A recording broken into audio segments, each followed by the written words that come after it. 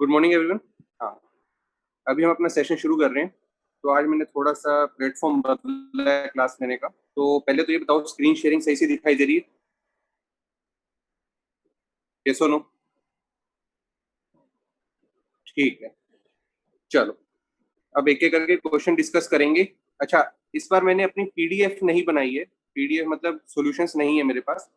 तो मैं आप लोगों को हिंट दूंगा, सारा पेपर डिस्कस करूंगा, क्योंकि पेपर में क्वेश्चन मुश्किल नहीं है, बस प्रोसेस सीखनी है। तो मैं आपको बताऊंगा हर क्वेश्चन में क्या यूज होगा। आप लोगों को टाइम दूंगा, फिर हम डिस्कस करेंगे। ठीक है, तो पहला क्वेश्चन नंबर डिस्कस करेंगे 51। देखो क्वेश्चन सारे इजी हैं, सॉल्यूशन बनाने का कोई मतलब नहीं था, बस कॉन्सेप्ट डिस्कस करना है। तो मैं आपको बताता रहूंगा, आप लोग सोल्व करते रहोगे। पहला क्वेश्चन 51। हाँ, क्योंकि लेंथी थोड़े से हो सकते हैं पर हैं इजी। ठीक है ना? कुछ मतलब 5-6 लंबे लेंथी होंगे, पर ज्यादातर तो कुछ क्वेश्चन ऐसे भी हैं 2-2 मिनट में, मतलब 2-2 स्टेप में हो जाएंगे। चलो पहला question, question number 51। Question number 51 में देखो क्या कह रहा है, प्योरली रियल। तो आपको पता ही है जेड को क्या पुट करोगे, एक्स प्लस आयोटा वाई। ऊपर भी जेड को x plus iota y put करके स्क्वायर कर दोगे, और डिनोमिनेटर में क्या आएगा, x plus iota y minus one. सही बात है। अब क्या करोगे, डिनोमिनेटर को एक बार रैशनलाइज करो। सभी लोग करो साथ साथ, आप लोगों के साथ ही करूंगा मैं डिस्कस, मैं आपको बताता रहूंगा। आप लोग करो साथ के साथ, पूरा पेपर डिस्कस हो जाएगा, क्योंकि टाइम अपने पास बचेगा, क्योंकि क्वेश्चन हमारे पास लिखे हुए हैं सारे। रैशनलाइज करो। रैशनलाइज करने के बाद क्या आएगा, देखो ऊपर की टर्म आ जाएगी जो, मैं इसका स्क्वायर भी खोल देता हूँ। स्क्वायर खोल लूंगा तो क्या आएगा, देखो x square minus y square plus 2 iota x y. नीचे तो बचा ही रहेगा क्या, x plus iota y minus one into x minus one plus iota y upon, sorry यहाँ पर आएगा माइनस,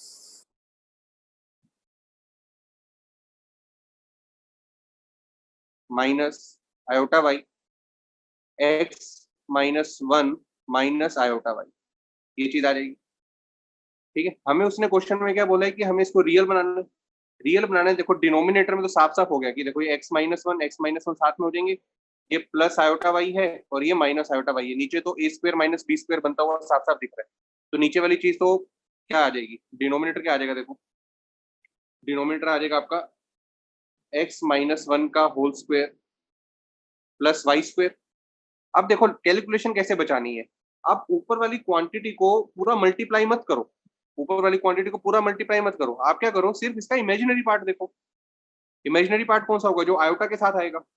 अब खुद कैलकुलेट करो आयोटा के साथ कौन कौन आएगा। आयोटा के साथ दो ही क्वांटिटीज आ सकती हैं, कौन कौन सी आ सकती हैं। एक तो ये x square minus y square जब इस आयोटा वाई के साथ मिलेगा, और सेकंड थिंग ये 2 iota x y x minus one के साथ मिलेगा। हमें प्योरली रियल चाहिए तो हमें करना क्या पड़ेगा, इमेजिनरी पार्ट को जीरो करना पड़ेगा ना। तो आयोटा वाई के साथ ये पहला सर्कल मिल रहा है, और 2 आयोटा एक्स वाई के साथ कौन मिल रहा है, एक्स माइनस वन मिल रहा है। तो इन दो क्वांटिटीज को आप देखो और इसको इक्वल टू जीरो कर दो। इन दो क्वांटिटीज को देखो और इसको रियल, इसको इक्वल टू जीरो कर दो। एक बार करके देखो, x square minus y square iota y के साथ मल्टीप्लाई हो रहा है, और 2 iota x y x minus one के साथ मल्टीप्लाई हो रहा है। एक बार ट्राई करो। डिनोमिनेटर की तो कोई टेंशन है ही नहीं, डिनोमिनेटर तो रियल हो ही चुका होगा, इसका कुछ करना ही नहीं। ठीक है, अब देखो इसका इमेजिनरी पार्ट आपने अगर कैलकुलेट किया है तो देखो क्या आ रहा है, वो आएगा 2 x y x minus one minus y x square minus y square equal to zero. आप लोग देखो, मैंने मल्टीप्लाई कर दिया ना, देखो इस 2 आयोटा एक्स वाई को एक्स माइनस वन से किया, इस आयोटा वाई को x square minus y square से किया। अगर आप इसमें से देखो x square minus y square है और ये चीज है, इसको एक्सपेंड करो एक बार। देखो यहाँ से एक्स स्क्वायर वाई की टर्म आ रही है, ये एक्स इंटू एक्स वाई मिलकर भी एक्स स्क्वायर वाई बनेगा। ठीक है, तो यहाँ से बन जाएगा आपका वाई, सोल्व करोगे थोड़ा सा, x square minus 2 x plus y square equal to zero. देखो एलजेब्रा तो आप लोग कर ही सकते हो ना, कॉन्सेप्ट देखना था अपने को। ये चीज आ जाएगी। अब इससे क्या पता चला, या तो ये चीज जीरो हो जाए या फिर ये चीज जीरो हो जाए, ये चीज जीरो हो जाए या फिर ये चीज जीरो हो जाए। अगर वाई जीरो हुआ तो मतलब क्या बात आ जाएगी, real axis. Y equal to zero हुआ तो रियल एक्सिस, तो option a will be the correct answer. इसके कोरस्पॉन्डिंग ऑप्शन नहीं है, तो इसके कोरस्पॉन्डिंग है तो हम इसी को रख लेंगे। बताओ समझ आई बात।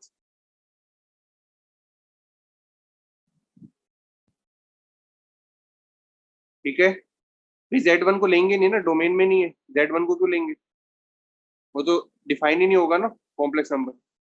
दूसरा सर्कल आ जाएगा, सही बात है, पर वो ऑप्शन में नहीं है। कोई कह रहा है हमें पता है, भाई उसने बोला ना कि ये रियल होना चाहिए, रियल होना चाहिए तो इमेजिनरी पार्ट को तो जीरो करना ही पड़ेगा ना। इसमें पता क्या नहीं होना चाहिए, पता ही है कि रियल चाहिए तो इमेजिनरी पार्ट जीरो होना चाहिए। ठीक है, नेक्स्ट क्वेश्चन पे चलते हैं। अब नेक्स्ट क्वेश्चन भी देखो सिंपल है।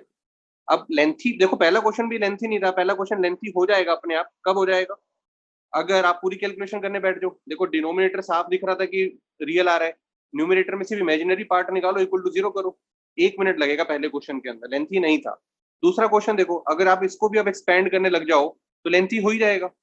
ये सारे क्वेश्चन के प्रैक्टिस बेस्ड क्वेश्चन डाले थे मैंने। अब देखो जेड प्लस जेड बार आपको पता है क्या होता है, जेड प्लस जेड बार कितना होता है, 2x होता है। जानते हो कि नहीं जानते हो, बताओ भाई। जेड प्लस जेड बार कितना होता है, 2x होता है। सिमिलरली जेड माइनस जेड बार कितना होता है, 2 आयोटा वाई, 2 आयोटा वाई। इतनी सी चीज आपको करनी थी बस। अब तो इसको बस z माइनस जेड बार को 2 आयोटा वाई लिखो, z प्लस जेड बार को 2x लिखो, एक्सपेंड कर दो। एक्सपेंड करके राइट साइड में देखो क्या जीरो है, राइट साइड में क्या जीरो है, तो मतलब लेफ्ट साइड भी जीरो होना चाहिए। लेफ्ट साइड में क्या होगा, x और y को कंबाइन करोगे तो something plus iota something equal to zero बनेगा। तो राइट साइड जीरो है तो लेफ्ट साइड भी जीरो होनी चाहिए।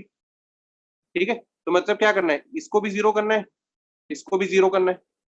भाई कॉन्सेप्ट क्या था, बस जेड प्लस जेड बार को 2x पुट करना है, जेड माइनस जेड बार को 2 आयोटा वाई पुट करना है, और अरेंज करके आयोटा वालों को एक साइड कर देना है, बिना आयोटा वालों को एक साइड कर देना है। जैसे ही ये करोगे इक्वल टू जीरो, तो ये भी जीरो और ये भी जीरो। आप लोग करोगे सोल्व, तो आपको ये वाली जो चीज है, ये वाली जो चीज है, ये बन जाएगी आपकी 3x plus y equal to zero. करके देखना, अभी करो शक। और ये वाली चीज बन जाएगी x-2y+7 इक्वल टू जीरो। अब ये दो इक्वेशनों को सोल्व करो, इससे क्या होगा, आपकी एक्स और वाई की वैल्यू आ जाएगी। एक्स और वाई की अगर वैल्यू आ गई तो आपको क्या निकालना है, जेड बार जेड। अब आपको पता होना चाहिए जेड बार जेड क्या होता है, कैलकुलेशन थोड़ी ना करोगे वहां पे, क्या करोगे सीधा x² + y²। Z bar into Z क्या होता है, x² + y² होता है, ये करोगे आप लोग, कैलकुलेशन करोगे तो दिक्कत ही आ जाएगी। ठीक है ना, तो फिर आपको अगर ये लेंथी लगा तो मतलब प्रैक्टिस की कमी। आप जेड प्लस जेड बार को पेपर में सोल्व करके 2x निकाल रहे हो, फिर जेड माइनस जेड बार को पेपर में सोल्व करके आयोटा वाई निकाल रहे हो, फिर जेड इंटू जेड बार को कैलकुलेट करके x² + y² निकाल रहे हो, तो लेंथी तो हो ही जाएगा।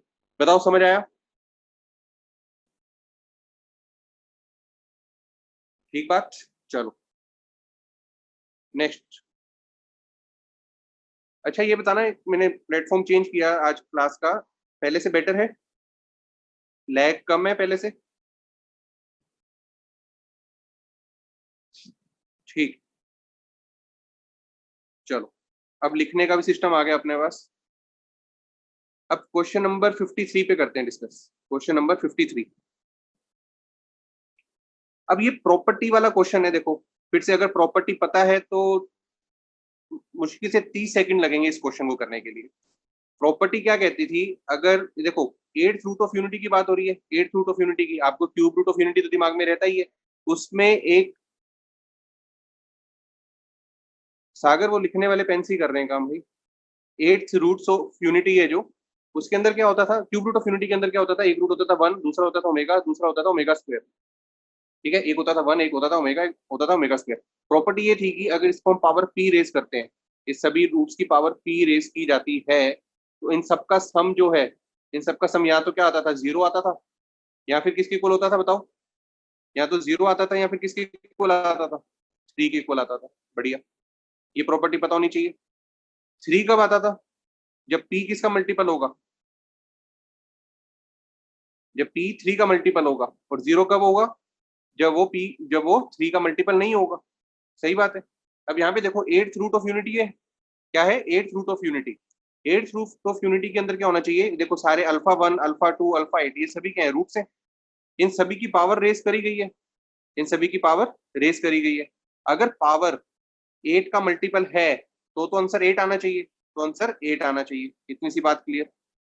यहाँ पे देखो, इसके अंदर जो पावर है वो 16 है, वो क्या है, 8 का मल्टीपल है, तो आंसर कितना आना चाहिए था, 8 आना चाहिए था। तो ऑप्शन डी तो कट गई, ऑप्शन डी तो हो नहीं सकती, ठीक है, क्योंकि डी का आंसर 8 आना चाहिए था। 16 is the multiple of 8। Option c देखो, 50 जो है वो 8 का मल्टीपल नहीं होता, 50 जो है वो 8 का मल्टीपल नहीं होता, तो इसका आंसर तो ठीक है, ये जीरो है, ये जीरो है। इतनी बात भी क्लियर हुई।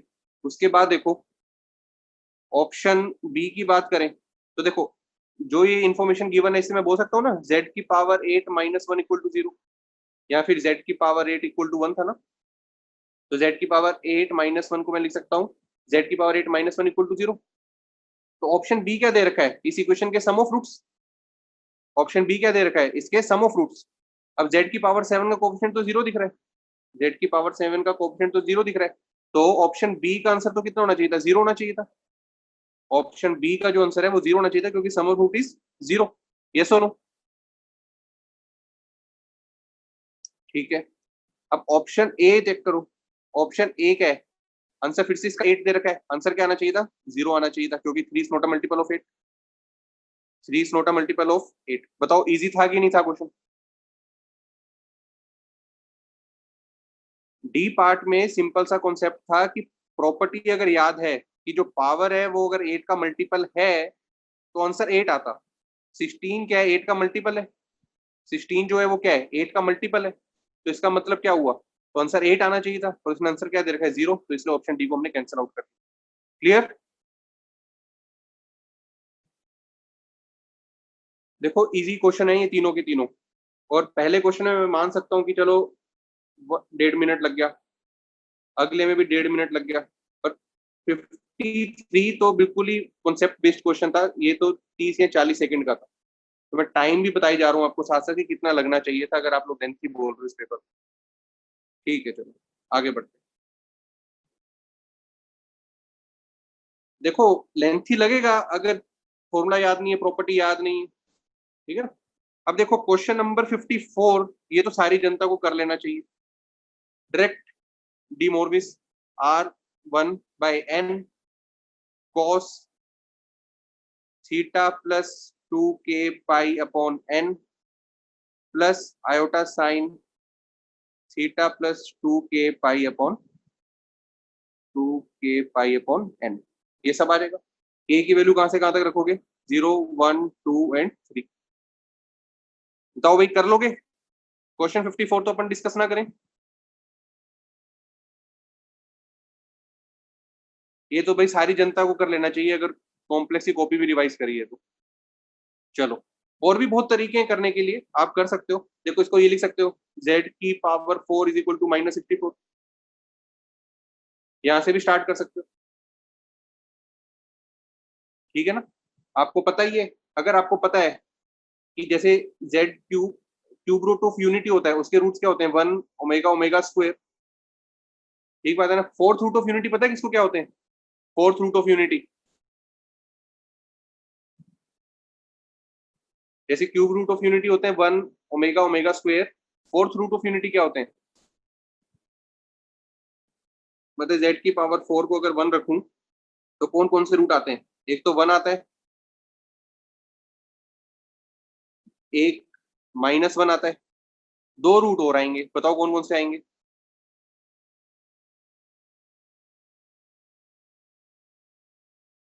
हाँ, एक आएगा आयोटा और एक आएगा माइनस आयोटा, ये चार रूट आएंगे। अगर आपको ये पता है z की पावर 4 इक्वल टू 1 के रूट ये हैं, तो z की पावर 4 -64 के रूट आप निकाल सकते हो, तो इसको आप ट्राई करना एक बार, ठीक है ना। चलो नेक्स्ट क्वेश्चन में बढ़ते हैं। ये चीज मैंने क्लास में बहुत बार बताई थी, कुछ बच्चे बोल भी रहे हैं चैट के ऊपर कि बताया हुआ है, बढ़िया। हाँ, अब देखो, अब नेक्स्ट क्वेश्चन आया, ये क्वेश्चन नंबर 55 बुकलेट का क्वेश्चन है। अगर ये भी नहीं हुआ तो गड़बड़ है, फिर तो बुकलेट भी नहीं करी मतलब। क्वेश्चन नंबर 55 देखो, जर्नल टर्म लिखनी है, पहली टर्म को ऑब्जर्व करो, दूसरी टर्म को ऑब्जर्व करो, nth टर्म के यहाँ पर ये भी आएगा n माइनस ओमेगा स्क्वायर, ठीक है। तो जर्नल टर्म लिखूं तो क्या लिखूंगा, r -1, फिर क्या आएगी, जनरल टर्म लिखो आखिरी को लेके, r-1, r minus omega, r minus omega square. ठीक बात। इसका क्या करना है, समीशन। और आई की, आर की वैल्यू कहां से कहां तक जा रही है, आर की वैल्यू बताओ कहां से कहां तक जाएगी, 2 से लेके n, 2 से लेके n। सही बात है। देखो ना, पहली टर्म को ऑब्जर्व करो, यहाँ पे कौन है, 1 है। 1 कब आएगा, जब r को यहाँ पे 2 पुट करूंगा, r को 2 पुट करूंगा तो ये क्या बनेगा, 1। ये कितना बनेगा, 2 माइनस ओमेगा, ये कितना बनेगा, 2 माइनस ओमेगा स्क्वायर। ठीक है ना, तो ऐसे जनरल टर्म लिख दी हमने।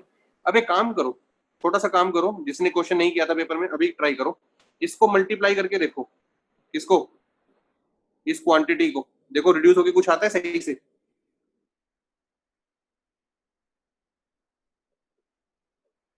करो भाई, आर माइनस ओमेगा स्क्वायर को मल्टीप्लाई करो, देखो सोल्व करके कुछ अच्छा सा बन जाता है। दे रहा हूं मैं आपको टाइम करने का, आप लोग करो।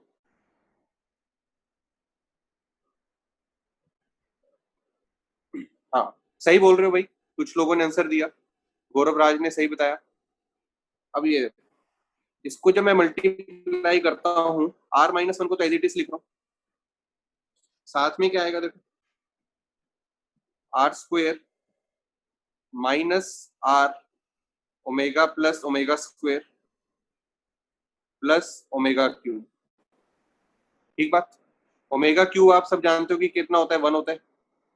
इस ओमेगा प्लस ओमेगा स्क्वायर की जगह क्या लिख सकते हो, -1 लिख सकते हो। क्या लिख सकते हो, -1 लिख सकते हो। तो क्या बन जाएगा ये, r-1 are square plus r+1। ये क्या होता है, फॉर्मूला किसका, r³ -1 का। क्या इसका समीशन नहीं कर सकते, r³ -1 का। फाइनल क्वेश्चन क्या बन गया, r = 2 से लेके n, r³ -1। बताओ भाई, हो जाएगा। चलो बहुत बढ़िया, अगर हो जाएगा तो ठीक। Next question.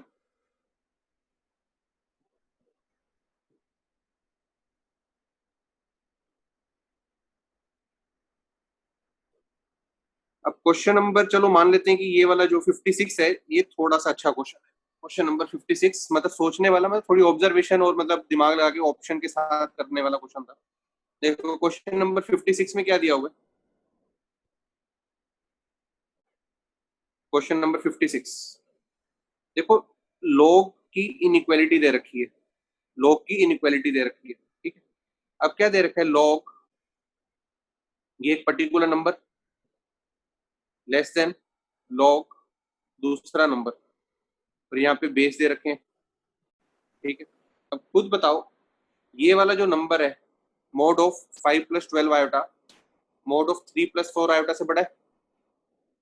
ठीक बात है, वो नंबर इससे बड़ा है, इनइक्वालिटी का साइन ये है। तो इसका मतलब क्या होगा, इसका मतलब क्या होगा, जो z+ आयोटा है, जो z+ आयोटा है, वो क्या होना चाहिए, >1। भाई अगर किसी बड़े नंबर का लॉग छोटे नंबर से बड़ा है, तो पक्की बात है वो तभी होगा अगर बेस 1 से बड़ा है। ये सुनो, 5 + 12 आयोटा का मोड है जो, वो 3 + 4 आयोटा के मोड से बड़ा है, वो तभी हो सकता है कि अगर बेस 1 से बड़ा हो। ठीक है ना, तो ये चीज आ गई। इसका मतलब क्या हुआ, देखो ये तो हमें दिख रहा है कि एक सर्कल है, ये क्या है, एक सर्कल जिसका सेंटर क्या है, 0, आयोटा, 0, ठीक है, और रेडियस क्या होना चाहिए, 1 से बड़ा होना चाहिए। रेडियस क्या होना चाहिए, 1 से बड़ा होना चाहिए। तो सेंटर अराउंड कहां पर होना चाहिए, ये 0, आयोटा पे होना चाहिए, 0, आयोटा पे सेंटर्ड अराउंड होना चाहिए, और 1 से बड़ा रेडियस होना चाहिए उसका। तो मतलब ओरिजिन से तो पास नहीं करेगा, मानते हो इस बात को, ओरिजिन से पास नहीं करेगा, क्योंकि ये लेंथ 1 होगी अगर वो ओरिजिन से पास करनी होगी तो। अब देखो ऑप्शन ए क्या, ऑप्शन सी क्या कह रही है, sorry option A, inside a circle passing through origin. Option A को कैंसिल करो, पेपर में करने का तरीका बता रहा हूँ। Option b, z lies outside a circle passing through origin, ये भी गलत बात कर गई, ठीक है। उसके बाद ऑप्शन सी क्या कह रहा है, z lies inside a circle z plus iota less then 5। वो कह रहे हैं कि एक सर्कल जिसका रेडियस 5 से कम हो तो वो तो एक ऐसा सर्कल बन जाएगा, कुछ 5 का रेडियस बना दिया इतना बड़ा सा, वो कह रहे हैं z इसके अंदर होना चाहिए, इसके अंदर होना चाहिए। पर ऐसा थोड़ी ना हो सकता है। अपना क्वेश्चन तो क्या कह रहा है कि इसके अराउंड सेंटर हो और सर्कल है जो, वो क्या होना चाहिए, 1 से बड़ा, रेडियस होना चाहिए 1 से बड़ा, ठीक है ना। वो चीज क्या होनी चाहिए, 1 से बड़ी होनी चाहिए। तो एक ये सर्कल बनाया तो कॉम्प्लेक्स नंबर बाहर की तरफ होना चाहिए, ये सुनो। ऑप्शन सी क्या कह रही है कि अंदर चलो सारा कुछ लेके, मानते हो इस बात को। ऑप्शन सी कह रही है कि z+1 लेस देन 5, मतलब ये पूरा का पूरा रीजन रेडियस 5 मानो। और ऑप्शन सी क्या कह रही है कि डिस्टेंस 1 से बड़ा होना चाहिए। सॉरी, ऑप्शन डी अपनी जो रिक्वायरमेंट है, जो अपने क्वेश्चन की रिक्वायरमेंट जो है वो कह रहा है कि डिस्टेंस 1 से बड़ा होना चाहिए, आयोटा से, माइनस आयोटा से डिस्टेंस 1 से बड़ा होना चाहिए, तो सर्कल के बाहर आएगी चीज। तो ऑप्शन सी के अंदर तो ये वाले पॉइंट भी इंक्लूडेड हैं, कौन से, ये वाले। पर अपने रिक्वायरमेंट में ये रेड वाला रीजन नहीं आएगा क्योंकि अपने को तो बाहर वाला चाहिए। मानते हो इस चीज को, ठीक है। बची क्या, ऑप्शन डी। अब ऑप्शन डी को सोचने का तरीका देखते हैं कैसे सोचना है। देखो, अपनी कंडीशन क्या आई है, z plus iota less then 1। इसको मैं लिख सकता हूँ z plus iota less then e की पावर आयोटा थीटा।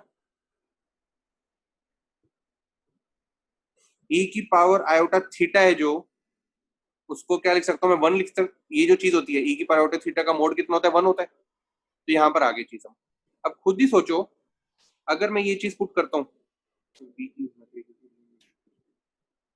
भाई ऑप्शन बी में तो कह रहे हैं पासिंग थ्रू रीजन, अपनी रिक्वायरमेंट पासिंग थ्रू रीजन की है ही नहीं, ग्रेटर देन 1 है ना अपना। ऑप्शन बी तो हो ही नहीं सकता ना, अपना ओरिजिन से पास ही नहीं कर रहा। जो भी कह रहे हैं कि ऑप्शन बी होगा, ओरिजिन से तो पास ही नहीं कर रहा अपना भाई। Z plus iota greater than 1 है, ये माइनस आयोटा है, तो अपना 1 से तो बड़ा ही होना चाहिए डिस्टेंस, तो ओरिजिन से पास नहीं करेगा। तो अब इस चीज को सोच के आप ऑप्शन डी तक पहुंचो। भाई सार्थक चतुर्वेदी, भाई यहां से हमने बोला ना ये चीज, इसको देख के मैं बोल रहा हूँ कि Z plus iota greater than 1 होना चाहिए, बेस 1 से बड़ा होना चाहिए, ठीक है। अब बताओ, इसको सोच के आप कर सकते हो ऑप्शन डी को, ये सुनो। अगर z इस कर्व से बड़ी हुई वैल्यू माइनस आयोटा प्लस ई की पावर आयोटा थीटा से, अगर z को आप माइनस आयोटा प्लस ईटा ईटा ई की पावर आयोटा थीटा पुट करते हो, तो ये चीज क्या हो जाएगी, सॉरी यहाँ पे ग्रेटर आएगा। z को आपको ये चीज पुट करनी है यहाँ पे, तो चेक करो कि बात बनती है कि नहीं बनती। या फिर दूसरा काम कर सकते हो, इस मोड को लेफ्ट में ले जाओ, प्रॉपर्टी लगा लो, कर लोगे भाई।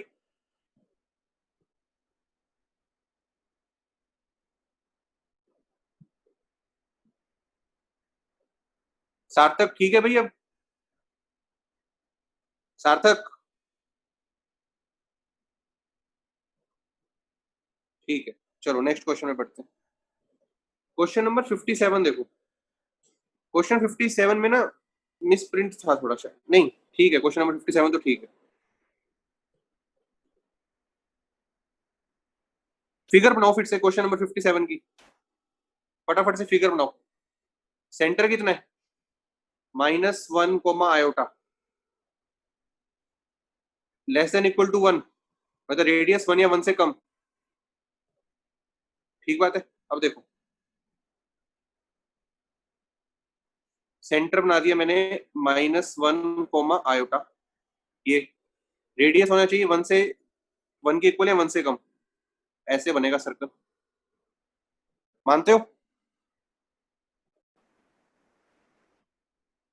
अब क्या कह रहा है, number having least positive argument, least positive argument. Argument complex number का कैसा देखा जाता है, मान लो ये कॉम्प्लेक्स नंबर है, आर्गुमेंट देखने के लिए इस पॉइंट को आप ओरिजिन से ज्वाइन करते हो और ये थीटा देख लेते हो। मान लो कॉम्प्लेक्स नंबर, ये एक लाइन है, ये सारे कॉम्प्लेक्स नंबर हैं। इस पॉइंट को जोड़ोगे, इसका थीटा देखोगे, इस पॉइंट को जोड़ोगे, इसका थीटा देखोगे, यही तो आर्गुमेंट होता है। सही बात है। तो अपना कॉम्प्लेक्स नंबर कौन है? ये सर्कल के जितने भी पॉइंट्स हैं, इस सर्कल पे जितने भी पॉइंट्स हैं, यही हमारे कॉम्प्लेक्स नंबर है। तो खुद ही सोचो, ओरिजिन से किस पॉइंट को ज्वाइन करोगे कि थीटा सबसे कम हो। मान लो आपने इस पॉइंट को ज्वाइन किया, किस वाले पॉइंट को? इस वाले पॉइंट को ज्वाइन किया ओरिजिन से, तो थीटा कितना आ जाएगा? ये आ जाएगा। अगर आपने इसको ज्वाइन किया तो थीटा और बड़ा हो जाएगा। अगर आपने इसको ज्वाइन किया तो थीटा कितना हो जाएगा? पाई हो जाएगा। ठीक बात है। पर लीस्ट पॉइंट देखो, ये वाला जो पॉइंट है, जो इसको ज्वाइन करोगे तो कितना आएगा? पाई/2। बाकी कोई भी ज्वाइन करोगे तो पाई/2 से बड़े एंगल बनेंगे। बात आ गई होगी समझ? तो पाई/2 पे कॉम्प्लेक्स नंबर कौन सा प्रेजेंट है? जिसका रियल पार्ट 0 है और इमेजिनरी पार्ट 1 है। बेसिकली वो आयोटा होना चाहिए। आयोटा ही एक ऐसा कॉम्प्लेक्स नंबर होगा जिसका लीस्ट पॉजिटिव आर्गुमेंट होगा। अगर किसी को याद है, same to same question basement में क्लास हुई थी, वहां पे मैंने डिस्कस कराया था एक ऐसा क्वेश्चन।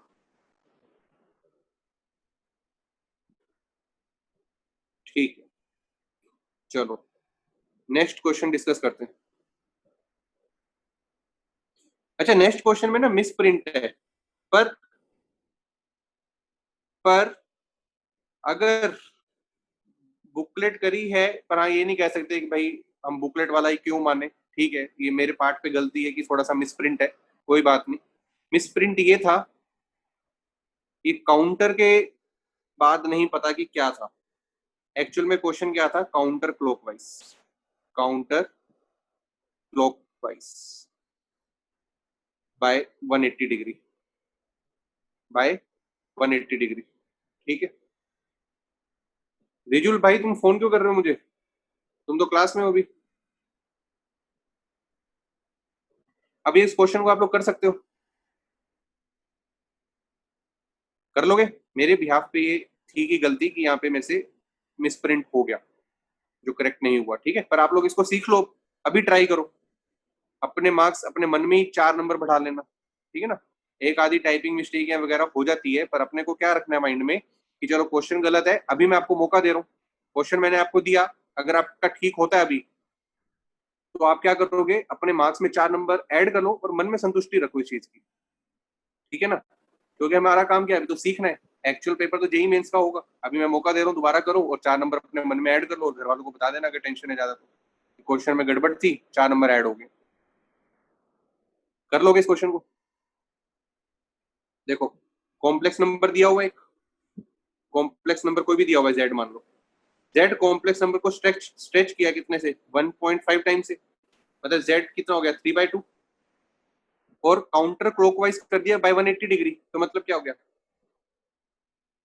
ई की पावर आयोटा पाई। मानते हो इस चीज को? ये करेंगे?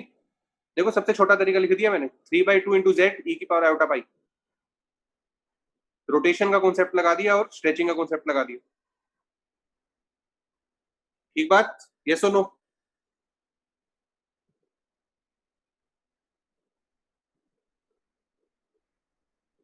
भाई चैट पे बताओ फटाफट।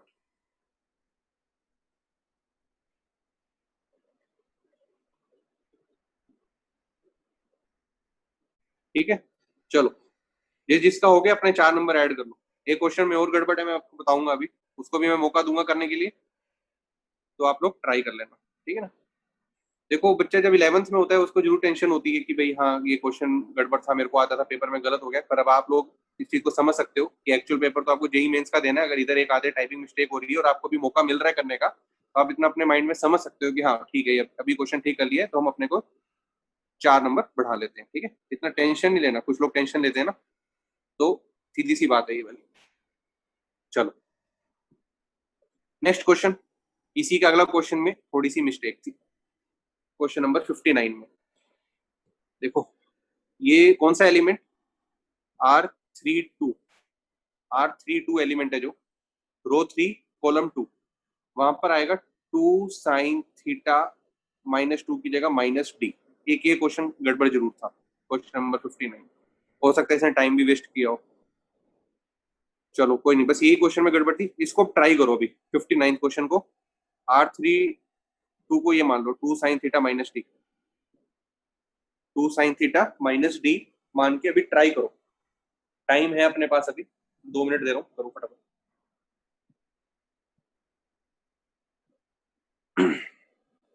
देखो 1 मिनट दूंगा सोचने के लिए, उससे ज्यादा नहीं दूंगा।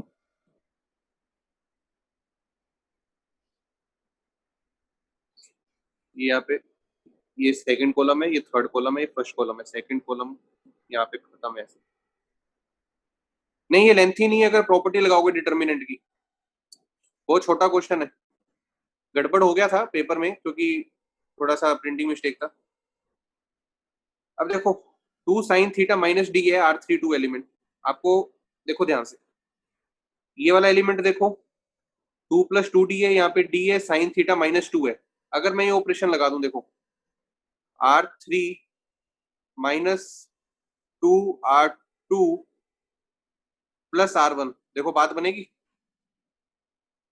R3 minus 2R2 plus R1, देखो भाई फायदा होगा इससे।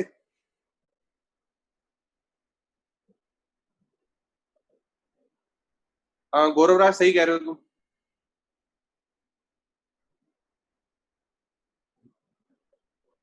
देखो R3 minus 2R2 plus R1 से फायदा हो रहा है कुछ। R32 R330 हो जाएगा।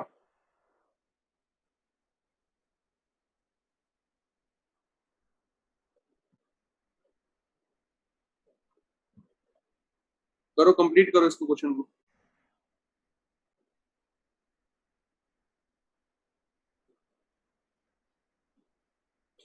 आपका फाइनल डिटरमिनेंट लिख देता हूँ क्या बनना चाहिए। फाइनल डिटरमिनेंट ये प्रॉपर्टी लगा के क्या बनेगा आपका, -2 4 + d sin थीटा माइनस 2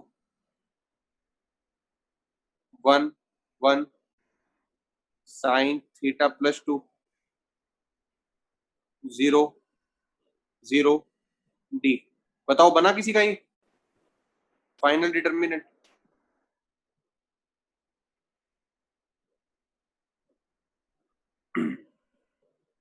अब क्या करोगे, R3 के अबाउट इसको एक्सपेंड करोगे, R3 के अबाउट इसको एक्सपेंड कर दोगे, क्या बन जाएगा।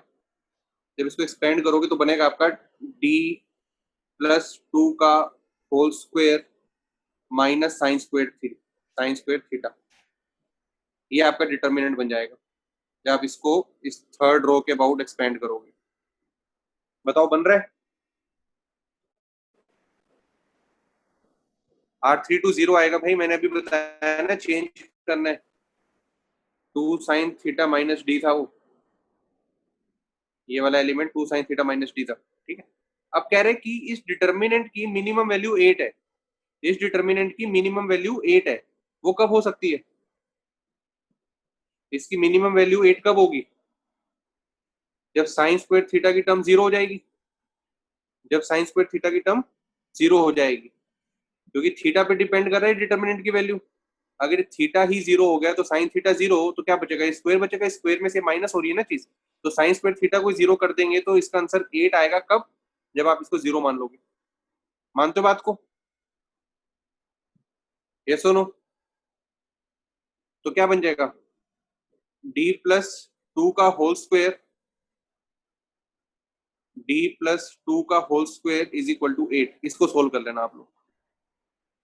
59 क्वेश्चन में प्रिंटिंग मिस्टेक था, कोई बात नहीं, अभी हमने कर लिया।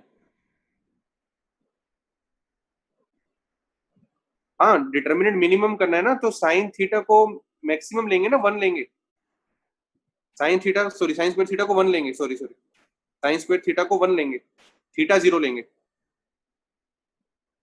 मेरे माइंड में थीटा 0 चल रहा था इसलिए 0 लिखा गया। सॉरी थीटा 90 लेंगे, सॉरी थीटा 90। तो मिनिमम करना है तो मतलब d+2 के होल स्क्वायर में से मैक्सिमम चीज माइनस करनी है। d+2 के होल स्क्वायर में से मैक्सिमम माइनस करेंगे तभी तो मिनिमम आएगा। तो साइन स्क्वायर थीटा 1 होना चाहिए और थीटा 90 होना चाहिए, इसलिए मैंने इसको 1 कर दिया। तो यहाँ पर कितना आ जाएगा, -1। मानते हो बात को। इसको सोल्व करोगे 2 आंसर आएंगे। -5 आएगा और एक 1 आएगा। अब जो सा भी ऑप्शन में दिया उसको कर लेना आप लोग। क्लियर भाई? क्लियर? चलो नेक्स्ट क्वेश्चन में बढ़ते हैं भाई। अब बताओ, क्वेश्चन नंबर 60 तो मेरे को नहीं लगता करने वाला क्वेश्चन है।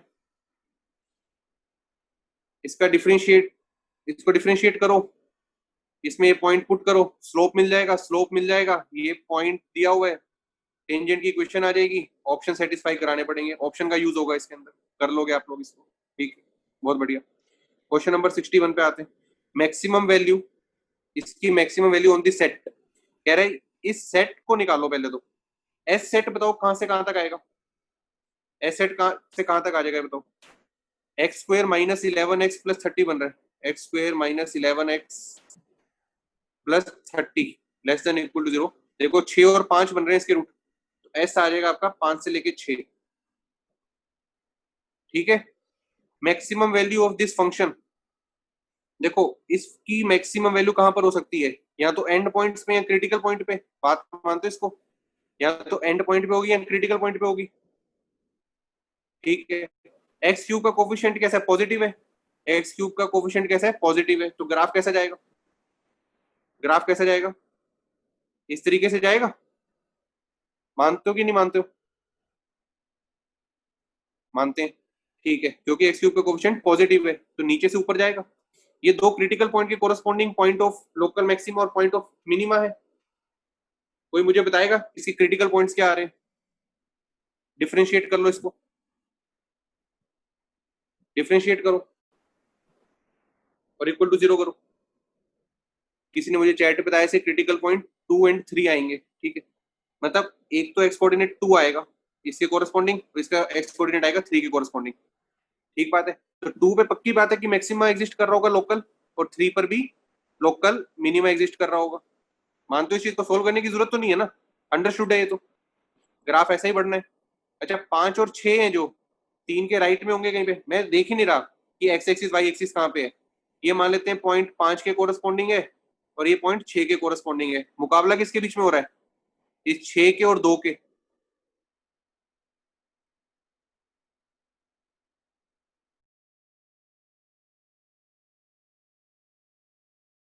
इस बात को, पर अपने 2 को चाहिए, हमें तो इस एस वाले रीजन में चेक करना है। तो ग्राफ ये बढ़ता हुआ दिखेगा तो 6 भी मैक्सिमम आंसर आएगा भाई। 2 पे हम चेक तब करते हैं अगर 2 एस में लाई करता। यस और नो, बात आ रही है समझ?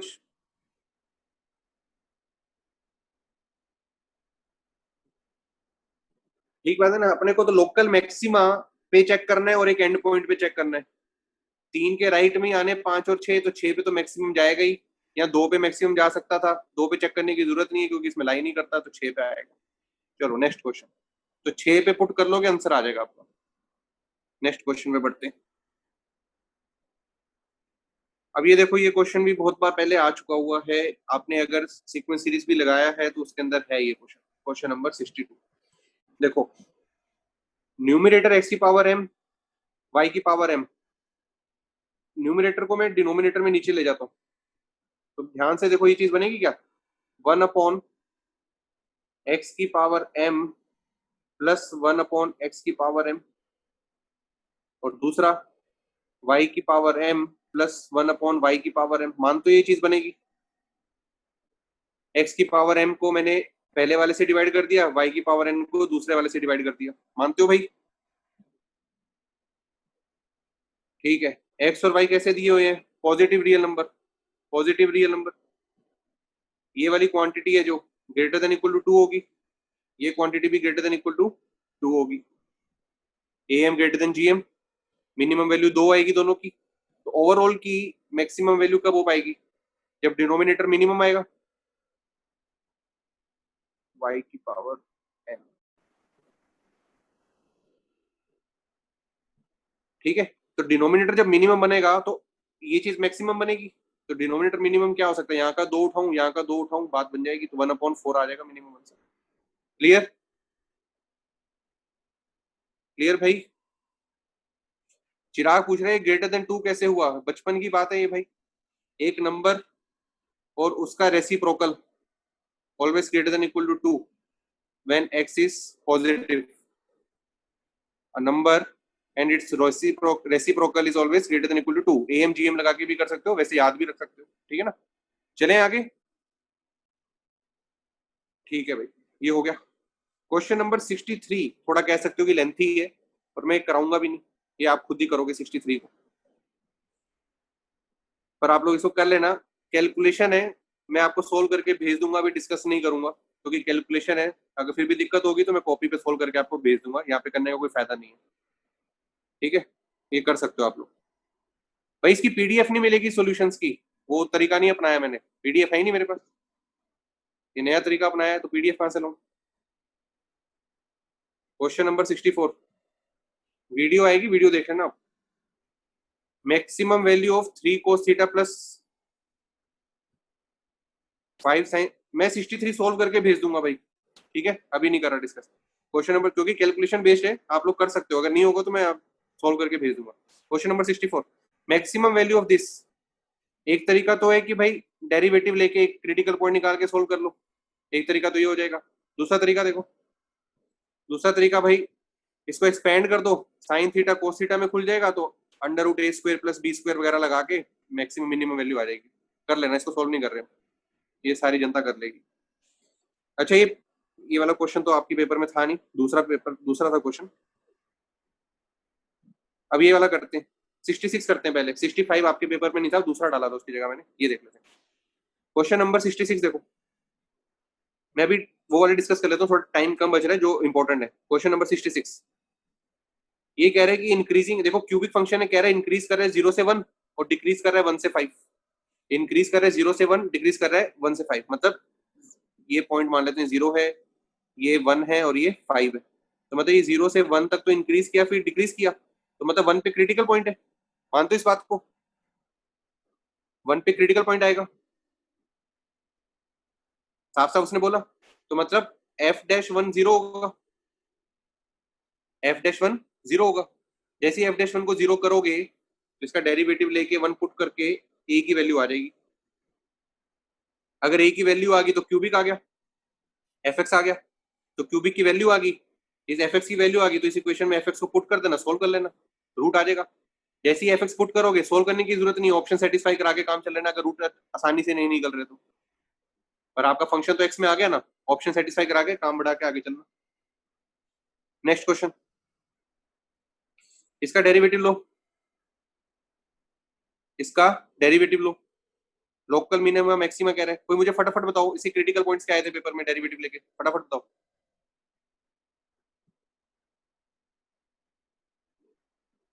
इसके रूट्स क्या बनेंगे, 0 1 और -2 कह रही है जनता, x x -1 x + 2, मतलब आप कह रहे हो एफ डैश एक्स ये बनेगा, x -1 आएगा, x + 1 आएगा, जल्दी बताओ। -2 0 और 1, ठीक है, यही आए हैं। कोई कह रहा है x + 1 आएगा, मुझे करना पड़ेगा क्या, करेक्ट है, लोग कह रहे हैं करेक्ट है, चलो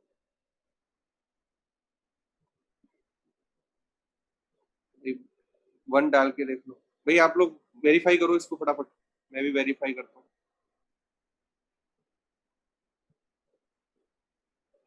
0 भाई, जनता तो अलग अलग ही रूट्स बता रही है मेरे को सारे।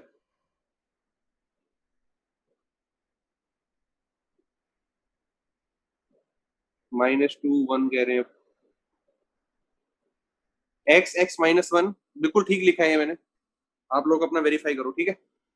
हाँ, अभी मैंने निकाला रफ में, तो ठीक है, ये देखो, तो एक बन गया 0, एक बन गया 1, एक बन गया -2। अब चेक करो, 1 के राइट, ये एफ डैश एक्स है भाई, 1 के राइट में एफ डैश एक्स कैसा आएगा, पॉजिटिव आएगा, फिर ये नेगेटिव आएगा, ये पॉजिटिव आएगा और ये नेगेटिव आएगा, मानते हो इस बात को, बेबीकर बन गया। तो मतलब देखो, चेक करना था ना मेरे को, एफ डैश एक्स का साइन चेक करना था मेरे को, मिनिमम और मैक्सिमा चेक करना है, तो देखना है ग्राफ इंक्रीज डिक्रीज कैसे हो रहा है। तो ये डिक्रीज होके बढ़ रहा है यहाँ पर, ये डिक्रीज होके बढ़ रहा है यहाँ पर, और ये इंक्रीज होके घट रहा है यहाँ पर, मानते हो इस बात को।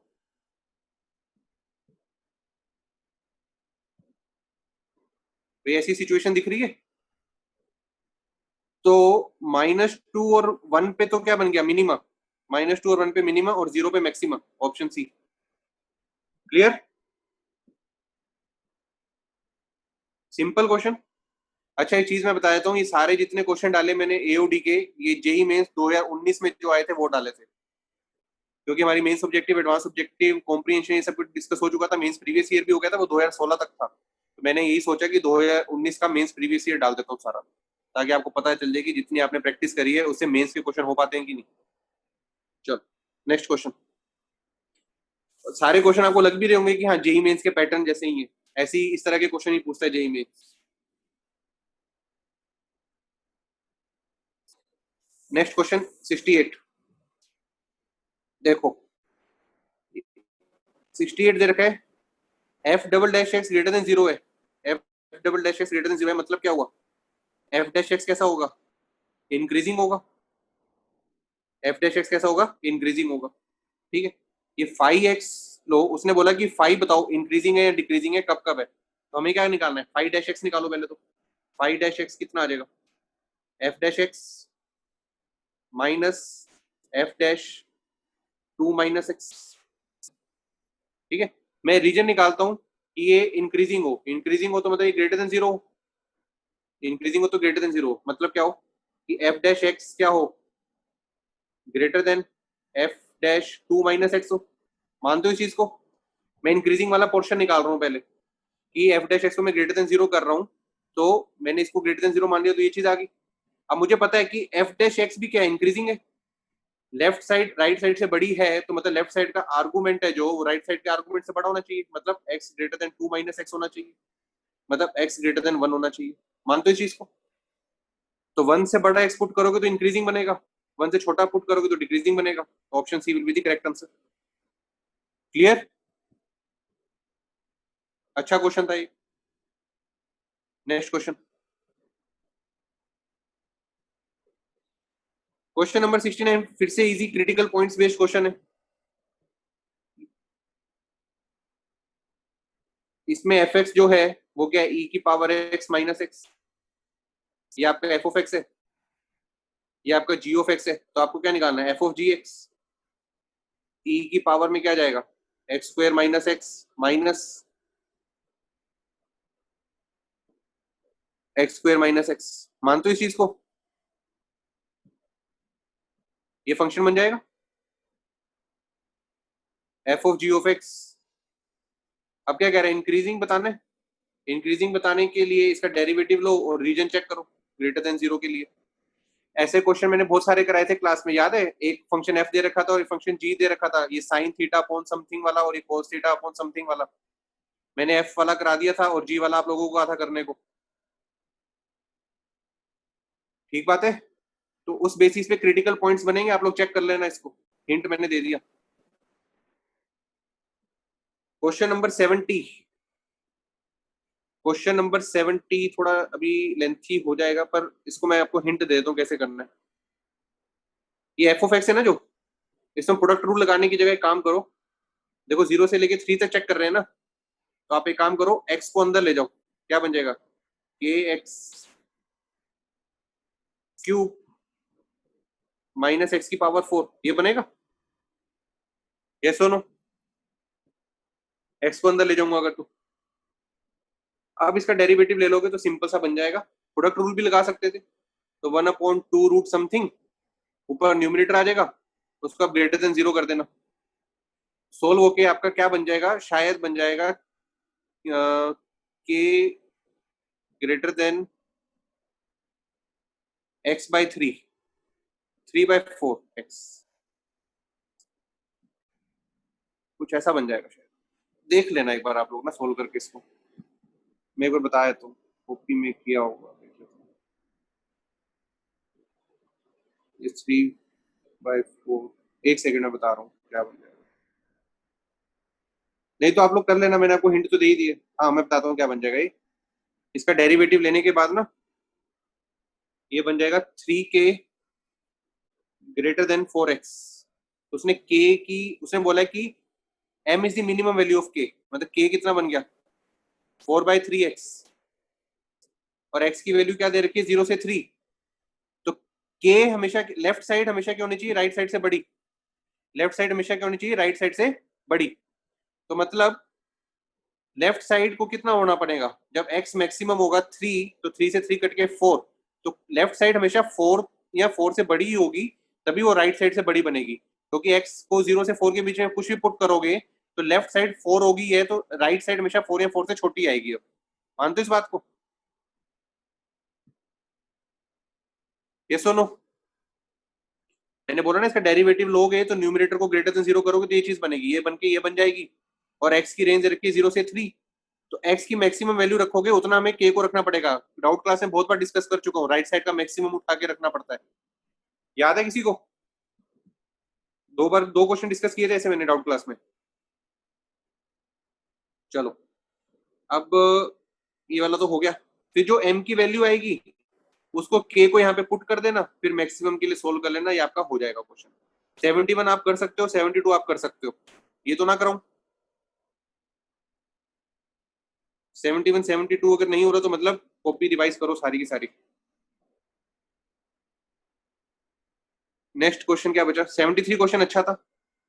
देखो 75 कॉपी का क्वेश्चन है, पहले 75 डिस्कस कर लेते हैं फटाफट। देखो, z minus 3 minus 2 iota less then 2, circle with centre 3, 2 iota, 3, 2, radius is 2, ये एक सर्कल बन गया। सॉरी, गलत क्वाड्रेंट बना दिया, दोनों ही पॉजिटिव है। ऐसा बनेगा सर्कल 3, 2 आयोटा, ठीक है। तो इसका सेंटर कितना आ गया 3, 2। हमें इसकी मिनिमम वैल्यू चाहिए, इसमें से काम करो, पहले तो 2 कॉमन बाहर निकालो, क्या बन जाएगा z माइनस 3 + 5/2 आयोटा। ये z क्या चीज है, z वो सारे कॉम्प्लेक्स जो नंबर इसको सेटिस्फाई करते हैं, वो सारे कॉम्प्लेक्स नंबर जो इसको सेटिस्फाई करते हैं वो कौन से हैं, बॉर्डर वाले और अंदर वाले, ठीक है। मैं क्या करता हूँ, इसकी मिनिमम वैल्यू निकाल लेता हूँ, उसको 2 से मल्टीप्लाई कर दूंगा। तो ये पॉइंट है क्या बेसिकली 3, 5/2 माइनस आयोटा, 3, -5/2 आयोटा, वो ये वाला पॉइंट हो जाएगा 3, -5/2। मानते इस बात को, यस और नो? मतलब इन सभी z में से इस पॉइंट की मिनिमम डिस्टेंस निकालना है, वो कौन सा आ जाएगा, ये वाला डिस्टेंस हो जाएगा। ये कैसे निकाल लोगे, ये कैसे निकाल लोगे, ये इसके सेंटर से इस पॉइंट का डिस्टेंस निकाल के रेडियस माइनस कर दो। क्या माइनस कर दो, रेडियस माइनस कर दो। ये पूरे डिस्टेंस में से क्या माइनस कर दो कि रेडियस, तो ये आ जाएगा अपना ये वाला, और उसको 2 से मल्टीप्लाई कर देंगे। ये सुनो, फिगर बेस्ड क्वेश्चन है, मैंने क्लास में भी बताया था कि ये फिगर से कर लिया करो। चलो नेक्स्ट क्वेश्चन देखो, क्वेश्चन नंबर 74 में कुछ खास दम नहीं है। C1 + C2 + C3 करो, कितना बन जाएगा, हर एक में Z1 + ओमेगा स्क्वायर, तो 1 + ओमेगा स्क्वायर कितना होता है, 0 होता है। पहले में से क्या आ जाएगा, Z Z Z, omega omega square, Z + omega square, 1 1 Z + omega. मानते हो, Z बाहर आ जाएगा, अंदर जो भी चीज बनेगी उसको सोल्व कर लेना, सोल्व करके फाइनली आपका Z³ = 0 बचेगा। तो इसका एक ही आंसर आएगा, विच इज Z = 0। क्लियर,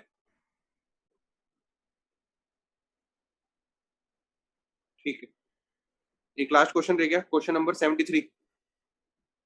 73 बहुत बढ़िया क्वेश्चन है, मतलब मजेदार क्वेश्चन है करने के लिए।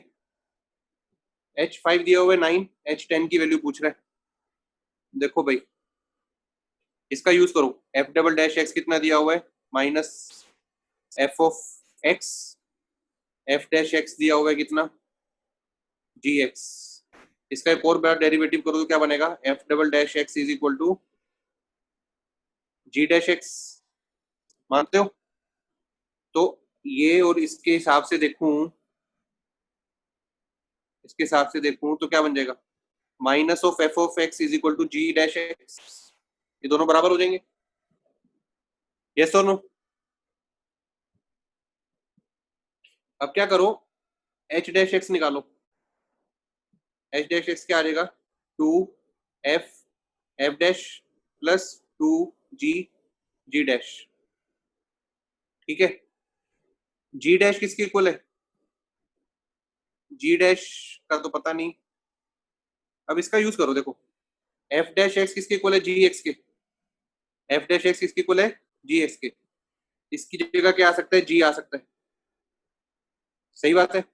और इस जी डैश की जगह एफ आ सकता है, इस जी डैश की जगह एफ रख दो, इस एफ डैश की जगह जी रख दो, माइनस साइन के साथ आ जाएगा बीच में, तो एच डैश एक्स कितना आ जाएगा? 0 आ जाएगा। यस और नो?